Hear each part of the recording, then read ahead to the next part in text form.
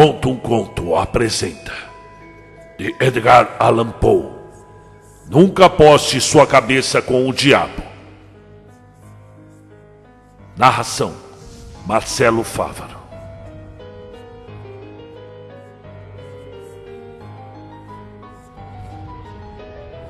– 1841.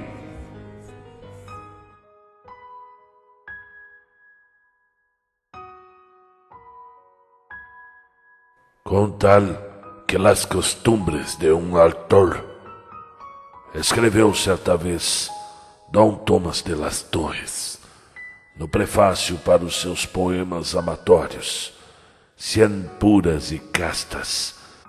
Importa muy pouco que não sejam igualmente severas suas obras. Ou seja, desde que a moral de um autor seja puramente pessoal, pouco importa a moral dos seus livros. Presume-se que Dom Tomás esteja agora no purgatório. Graças a tal afirmação, seria sábio, à guisa de justiça poética, mantê-lo por lá até que os seus poemas amatórios saiam de circulação, ou sejam, em definitivo, relegados às estantes por falta de leitores. Qualquer obra de ficção deve ter uma moral. E o mais relevante, os críticos descobriram que toda ficção tem. Philip Melanchthon, há algum tempo, escreveu um comentário sobre a batraquiomaquia, provando que o objetivo do poeta era instigar um repúdio à sedição. Pierre de Lassay, indo ainda mais além, mostrou que a intenção era recomendar aos rapazes que comessem e bebessem com mais temperança. Do mesmo modo, Jacobo Zugo satisfez-se por achar que, por Euenes, Homero queria se referir a João Calvino, por Antino, Martinho Lutero, por Lotófagos, os protestantes em geral, e pelas Hárpias, os holandeses. Nossos escoliastas mais modernos são igualmente precisos. Esses sujeitos demonstram significados ocultos em Os Antediluvianos, uma parábola em Powhatan, novas interpretações para Cock Robin e transcendentalismo em O Pequeno Polegar. Em suma, ficou provado que nenhum homem pode sentar para escrever sem um propósito muito profundo. Sim, os autores em geral são poupados de muitos problemas. Um romancista, por exemplo, não precisa se preocupar com a sua moral. Ela está lá, quer dizer, está em algum lugar. E a moral e os críticos podem tomar conta de si mesmos. Quando a hora certa chegar, tudo o que o cavalheiro pretendia dizer e tudo o que não pretendia será esclarecido na Dial ou na Downwester, junto com tudo o que ele deveria ter pretendido e tudo o que certamente pretendeu pretender, de modo que, no fim, tudo ficará claríssimo. Não existe fundamento, portanto, para a acusação que certos energúmenos fizeram contra mim, a de que nunca escrevi um conto moralista, ou melhor dizendo, um conto com uma moral. Eles não são os críticos predestinados a me revelar ou a desenvolver minha moral. Aí está o segredo. Eventualmente, o North American Quarterly Humdrum fará com que se envergonhem de sua burrice. Enquanto isso, para protelar a execução e mitigar as acusações contra mim, ofereço esta triste história. Uma história cuja moral óbvia não pode ser de nenhum modo questionada, uma vez que o leitor poderá lê-la nas letras garrafais que compõem o título do conto. Esta estratégia deveria me valer algum crédito, sendo mais sábia do que La Fontaine e outros que reservam a mensagem a ser transmitida para um último momento. encaixando-a no derradeiro estertor de suas fábulas. Defunctum injuria ne afficiantur era uma lei das 12 tábuas. E de mortus nil si nisi bonum é uma excelente injunção, mesmo se o morto em questão não passar de um morto michuruca. Não é minha intenção, no entanto, vilipendiar meu falecido amigo Tob the Meat. Era um pobre diabo, é verdade, e morreu comum, mas não era culpado por suas falhas. Estas foram causadas por um defeito pessoal de sua mãe. Ela se esforçou para açoitá-lo bastante quando pequeno, pois, para sua mente bem ordenada, os deveres eram sempre deleites. E bebês como bifes duros ou as modernas oliveiras gregas ficavam invariavelmente melhores quando bem batidos. Mas, pobre mulher, tinha a infelicidade de ser canhota, e para apanhar de um canhoto é melhor nem apanhar. O mundo gira da direita para a esquerda. De nada adianta bater em uma criança da esquerda para a direita. De nada. Se cada golpe na direção certa expulsa uma tendência para o mal, cada pancada na direção contrária incute no castigado uma dose extra de perversidade. Fui testemunha frequente das surras que Tob levava, e até mesmo nos chutes que recebia.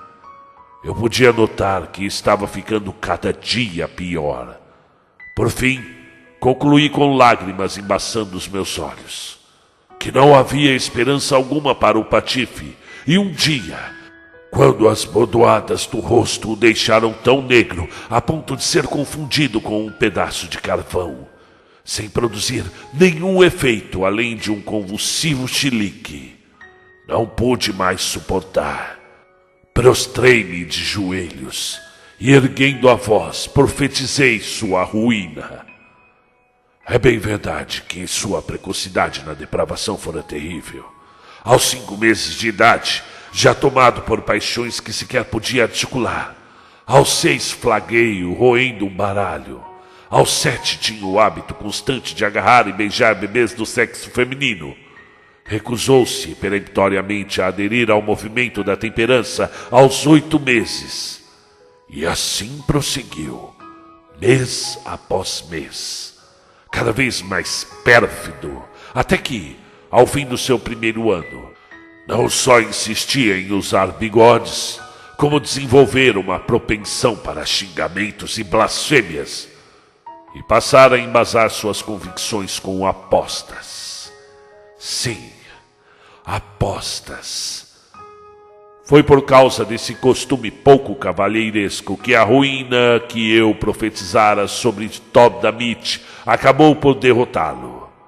A mania havia crescido com o seu crescimento e fortalecimento de sua força, de tal maneira que quando atingiu a idade adulta, mal conseguia proferir uma frase sem propor uma aposta. Não que chegasse a apostar dinheiro, isso não. Preciso fazer justiça ao meu amigo e reconhecer que ele preferiria botar ovos a arriscar dinheiro em uma aposta. Era apenas um cacuete, nada mais. A expressão lhe ocorria sem nenhum sentido real a ela atrelado. Eram expletivos simples, até mesmo inocentes, frases inventivas para complementar uma sentença. Quando dizia, aposto isso, aposto aquilo, ninguém o levava a sério. Ainda assim, não podia deixar de considerar o meu dever de admoestá-lo. Era um hábito imoral, e disse isso a ele. Era um hábito vulgar. Implorei que acreditasse em mim. Era reprovado pela sociedade. Não disse nada além da mais pura verdade. Era proibido por um ato do Congresso. Não tive aqui a menor intenção de mentir. Protestei sem sucesso. Demonstrei em vão. Supliquei, e ele sorriu. Implorei, e ele deu uma gargalhada. Prelecionei, e ele reagiu com escárnio. ameacei. Ele retrucou com um palavrão. Parti para os pontapés. E ele chamou a polícia. Puxei o seu nariz. Ele assoou e ofereceu a cabeça ao diabo. A cabeça ao diabo. Apostando que eu não tentaria repetir esse experimento. A pobreza era outro vício que a peculiar deficiência física da mãe de Damit incutira no filho. Era abominavelmente pobre. E sem dúvida, era esse o motivo pelo qual suas apostas em bravata não costumavam assumir caráter pecuniário. E jamais sequer eu peguei falando algo como, aposto $1. Era mais comum dizer, aposto o que você quiser. Aposto que você ousar apostar. Aposto uma bagatela ou de um modo ainda mais significativo. Aposto minha cabeça com o diabo. Essa última frase parecia ser a que mais o agradava. Talvez por ser a que lhe oferecia menor risco. Damit tornara-se parcimonioso em excesso. Se alguém topasse a aposta em questão, sabia ter uma cabeça bem pequena, de modo que o prejuízo seria igualmente diminuto. No entanto, essas são elucubrações minhas, e não tenho nenhuma certeza para considerá-las corretas. A aposta com o diabo, dia após dia, em diversas ocasiões, tornou-se a favorita dele. E apesar da bruta impropriedade de um homem que aposta os miolos como se fossem notas, mas essa era uma questão cuja disposição perversa do meu amigo impedia o entendimento. E no fim, acabou abandonando todas as demais apostas e se entregou completamente ao aposto a minha cabeça com o diabo, com uma pertinácia, com uma exclusividade de devoção que não me desagradava menos do que me surpreendia. As circunstâncias cuja compreensão me escapa sempre me desagradam. Os mistérios obrigam o homem a pensar, e com isso prejudicam a saúde. A verdade é que havia algo na maneira com que Damit proferia sua expressão ofensiva, algo no modo como a enunciava, que de início me gerava curiosidade, mas depois causava um grande desconforto, algo que, por falta de um termo mais definitivo no momento, permitiam-me chamar de esdrúxulo. O Sr. Coleridge teria chamado de místico, o Sr. Kent de panteístico, o Sr. Kelly de pacífico e o Sr. Emerson hiperzombarístico. Comecei a não gostar nada daquilo. A alma de Damit corria grave perigo. Decidi lançar mão de toda a minha eloquência para salvá-la.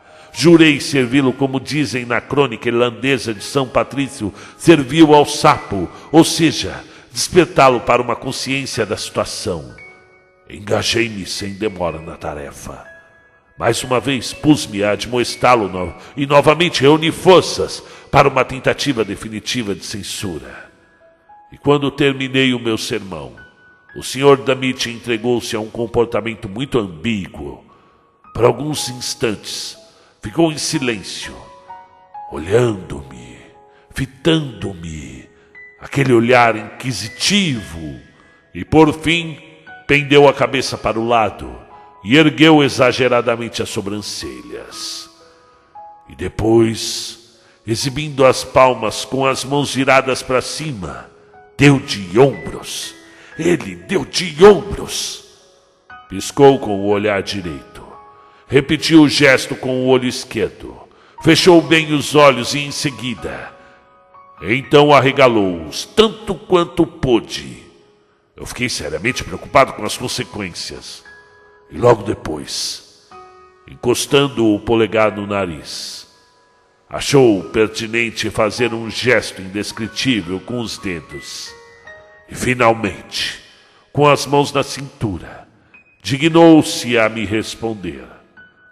Recordo-me apenas das pérolas do seu discurso. Disse que ficaria muito grato se eu ficasse quieto, que não queria nenhum dos meus conselhos. que desprezava todas as minhas insinuações, que já era grandinho bastante para tomar conta de si próprio. Acaso eu ainda o via como um bebê? Teria a intenção de criticar o seu caráter? Insultá-lo? Era tolo a esse ponto? Estaria minha progenitora ciente de minha ausência na residência familiar? Disse que me perguntava, levando em consideração a minha sinceridade, e que, dependendo da resposta que eu desse, cederia de bom grado aos meus argumentos. Mais de uma vez indagou explicitamente se minha mãe sabia que eu estava fora. Concluiu que meu atordoamento me traía e disse que estaria disposto a apostar a cabeça com o diabo para provar que ela desconhecia meu paradeiro. O Sr. Damit não esperou por uma resposta. Girando nos calcanhares, deixou-me com indigna precipitação. Foi melhor para ele. Havia ferido meus sentimentos. Conseguira despertar até mesmo a raiva em mim. E pela primeira vez, eu seria capaz de ter aceitado sua insultante aposta. Teria garantido ao arqui-inimigo a cabeça do Sr. Damit. Pois minha mãe sabia muito bem que eu me encontrava apenas temporariamente ausente de casa. Porém, como dizem os muçulmanos quando alguém pisa no pé deles, Koda Shefa Midhead, o céu oferece alívio. Foi cumprindo meu dever, que fui insultado, e suportei o insulto como um homem. Tive a impressão de que havia feito tudo o que podia no que dizia respeito a esse indivíduo miserável e decidi não mais o importunar com conselhos, deixando-o a sós com sua consciência. No entanto, embora me abstivesse de aconselhá-lo, não consegui abrir mão de sua companhia. Cheguei até mesmo a ponto de satisfazer algumas de suas tendências menos repreensíveis. Às vezes me vi louvando suas piadas mais perversas, como fazem os epicuristas com a mostarda, com lágrimas nos olhos, tamanho desgosto profundo que o discurso maligno do Sr. Damit me causava. Em certo dia, depois de termos passeado juntos, de braços dados, acabamos indo parar nas proximidades de um rio. Havia uma ponte e resolvemos atravessá-la. Era uma ponte coberta, como medida de proteção das intempéries, e a ausência de janelas em seu interior a tornava desconfortavelmente escura. Assim que entramos na passagem, o contraste entre a claridade externa e o breu interno me causou um intenso mal-estar.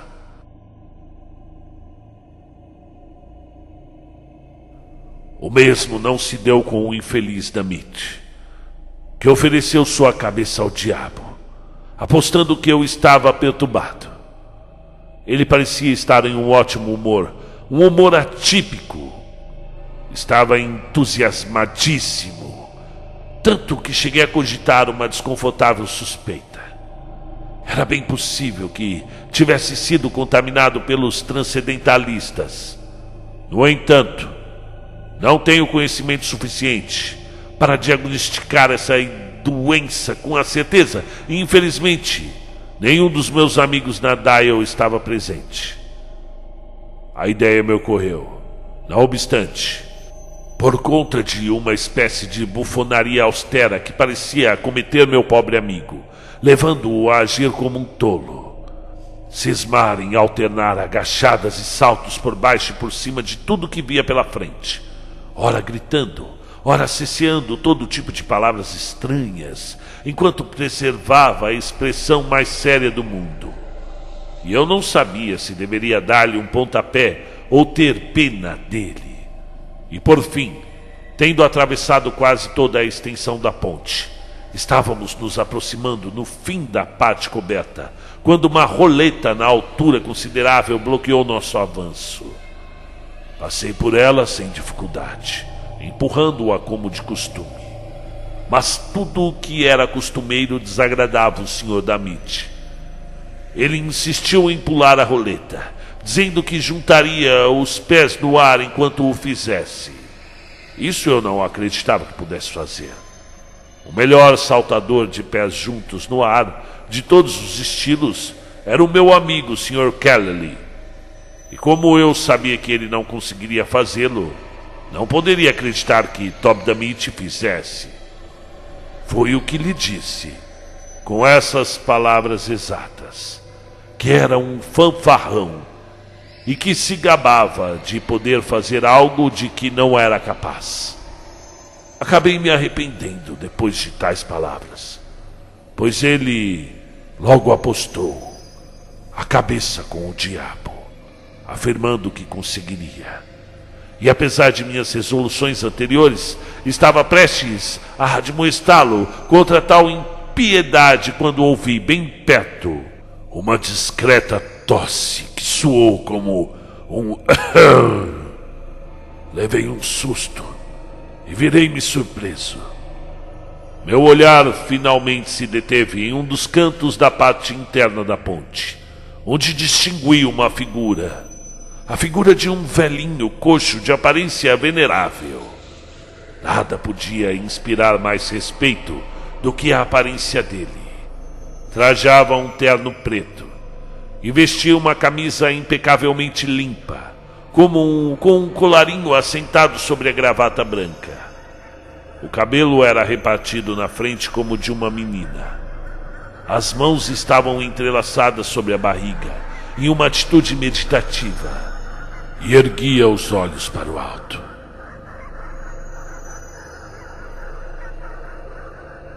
Observando-o com mais atenção, notei que trazia um avental de seda preta sobre suas pequeninas vestes, o que achei bem estranho. Porém, antes que eu pudesse fazer qualquer comentário sobre circunstância tão singular, ele me interrompeu com um segundo Não estava preparado para responder de imediato àquela observação. Comentários lacônicos como esse, em geral, não pedem respostas. Soube de uma revista trimestral que ficou desorientada com a palavra fraude. Por isso, não me envergonho de dizer que recorri ao Sr. Damit em busca de auxílio. Damit, disse eu, o que você está fazendo? Não ouviu? O cavalheiro disse, aham. Minhas palavras foram acompanhadas de um olhar severo, pois, para ser sincero, estava bastante intrigado. E quando um homem está particularmente intrigado, deve franzir as sobrancelhas e fechar a cara, ou corre o risco de parecer um idiota. Damit, observei mais uma vez, ainda que minha fala parecesse ter a gravidade de um juramento, algo bem distante de minha intenção. E o cavaleiro disse, aham. Não tenho o intuito de defender a profundidade do meu comentário. Nem eu o julguei profundo, mas já notei que o efeito de nosso discurso nem sempre é proporcional à importância do que atribuímos. Se eu tivesse atingido o Sr. D repetidas vezes com uma bomba, ou golpeá-lo sua cabeça com o Poetas e Poesias da América, ele dificilmente poderia se mostrar mais desconcertado do que quando me dirigi a ele com estas simples palavras. Damit, o que você está fazendo? Não ouviu? O cavalheiro disse, aham. Não diga, arquejou ele por fim, após ter mudado mais de cor do que um pirata, uma após a outra, quando perseguido por um navio de guerra. Tem certeza de que ele disse isso? Bem, seja como for, agora estou envolvido e acho melhor encarar o assunto de frente. Aí vai então. Aham! Ao ouvi-lo, o velhinho pareceu contente. Sabe Deus por quê? Deixou seu posto no canto da ponte e avançou mancando graciosamente. Estendeu a mão a Damit e a apertou cordialmente, encarando-o com um ar de benignidade mais genuíno do que a mente humana poderia imaginar. Eu tenho certeza de que você vai ganhar, Damit, disse ele com um sorriso mais franco. Mas somos obrigados a ter um julgamento. Você sabe, por uma questão de formalidade. Aham, retrucou meu amigo, tirando o casaco com um suspiro profundo, amarrando um lenço em volta da cintura e produzindo uma alternação inexplicável no seu rosto, ficando vesgo e retorcendo os cantos da boca. Aham, aham, repetiu ele após uma pausa, e aham foi a última palavra que eu ouvi. Ahá, pensei, sem dar voz aos meus pensamentos. É um silêncio deveras extraordinário da parte de Toby Damit, sem dúvida. Consequência de sua verborragia em ocasiões prévias. Um extremo induz ao outro. Será que esqueceu as inúmeras perguntas irrespondíveis que me fez com tamanho desembaraço na ocasião do meu último pito? Seja como for, está curado do transcendentalismo. Aham, repetiu Toby, como se tivesse lido meus pensamentos, parecendo um velho carneiro sonhando acordado. O velho deu-lhe o braço e o conduziu a uma parte mais escura da ponte, alguns passos atrás da roleta. Meu caro, disse ele, é justo permitir essa distância de corrida para que pegue impulso? E espere aqui, até que eu assuma o meu lugar ao lado da roleta, para poder avaliar se o seu salto foi bonito, transcendental e com todos os floreios que tem direito. Uma mera formalidade, compreende? Eu vou contar 1, 2, 3 e já. E você pode começar assim que ouvir a palavra já. Ele se posicionou ao lado da roleta. Fez uma pausa como se em profunda meditação. Ergueu os olhos. E acho que ele esboçou um discreto sorriso antes de amarrar o avental, lançando um olhar penetrante para Damit. E ele por fim disse, conforme o combinado: 1, 2, 3 e já. Prontamente, ao ouvir a palavra já, meu pobre amigo disparou em vigorosa corrida. A roleta não era nem muito alta nem baixa, mas de modo geral, asseverei-me que ele conseguiria saltá-la. E se não conseguisse? Essa era a questão. Se não conseguisse, que direito, ponderei, tinha o velho de obrigar qualquer um a pular? Esse velho capenga, quem pensa que é? Se me pedir para pular, não obedeço, isso é certo. E não me importa quem diabos ele é. A ponte, como disse, era abobadada e, sendo ridiculamente coberta, qualquer som nela se propagava com um eco bastante desconfortável. Um eco no qual eu não reparara até pronunciar as 4 últimas palavras do seu comentário. E, no entanto, o que eu disse, pensei e ouvi, ocupou apenas um instante, e em menos de 5 segundos após o seu disparo, meu pobre Toby dera o salto.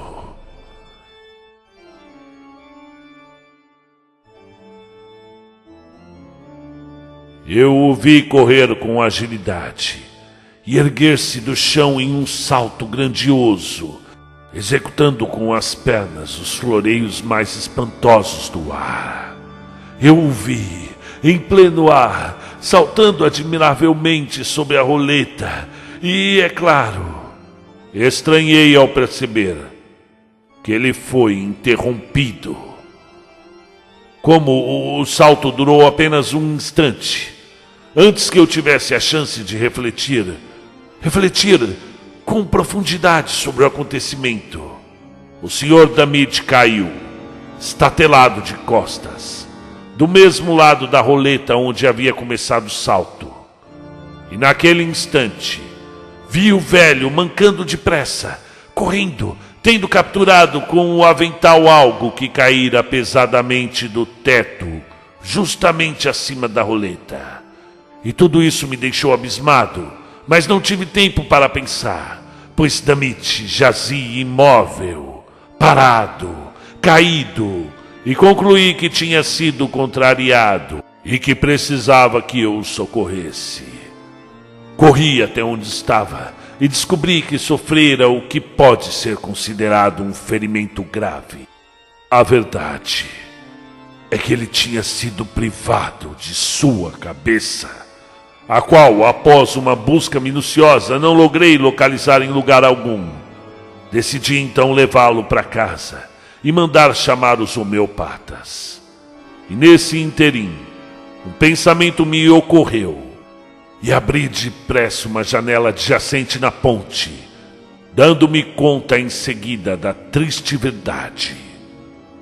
A uns 30 centímetros acima da roleta, cruzando o arco da ponte como uma braçadeira, havia uma viga lisa de ferro disposta na horizontal, compondo com as demais o sustentáculo da estrutura em toda a sua extensão. E parecia evidente que o pescoço do meu malfadado amigo havia entrado em contato com a borda afiada da viga.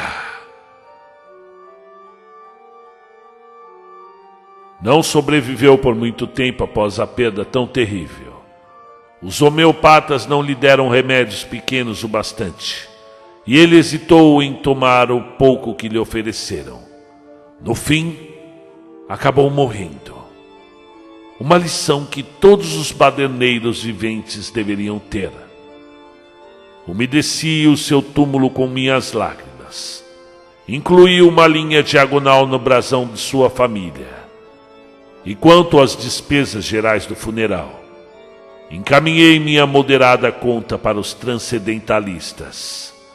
Os pilantras se recusaram a pagá-la, de modo que providenciei uma imediata exumação do Sr. Damit e vendi o cadáver para ser transformado em comida para cachorro.